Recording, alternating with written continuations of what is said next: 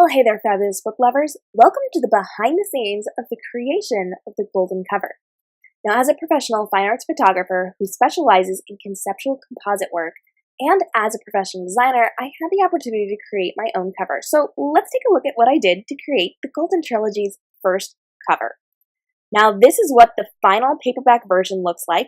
The hardcover version is definitely different because we had some author quotes here, and then we had information about me as the author and information about the actual book over on those side flaps. So it definitely looks a little bit different, but this is how I designed the paperback version. So let's take a look at the original image that I used. I did a photo shoot for this, and this was my original image. It looks pretty different, right?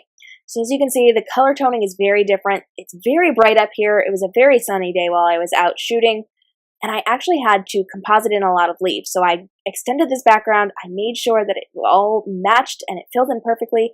And in a minute, we're actually going to see that I extended the background here.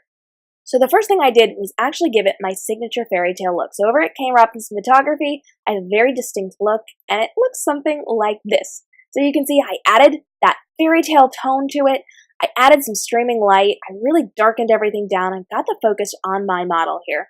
And then I went and switched it around because I needed her facing the other direction.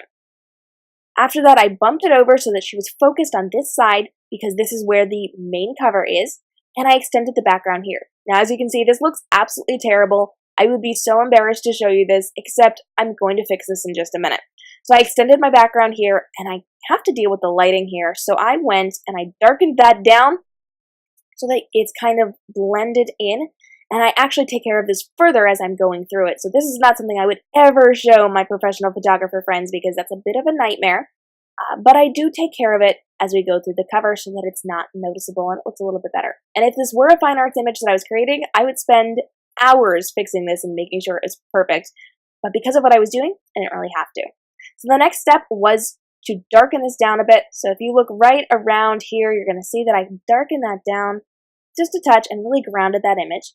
And then I changed the curve levels on the hair so that I warmed it up. So if you take a look at that hair, you can see we're a little bit cooler here, and then I warmed it up for that golden tone just a little bit more. I added the title, and I made it glow, and then I added some sparkles around it, which I then tied in by doing this border around the image. So then I went ahead and I added the words about my book. So that's my book's write-up. I added the author name, and then we added the tagline. And then I needed to make sure that people knew it was a trilogy and not just a standalone, so we added in book 1 of the Golden Trilogy. I then took care of the spine, and I added my fabulous publisher, Snowy Wings Publishing, shout out to them.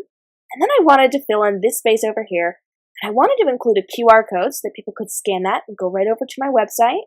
And then I added in my social media tags.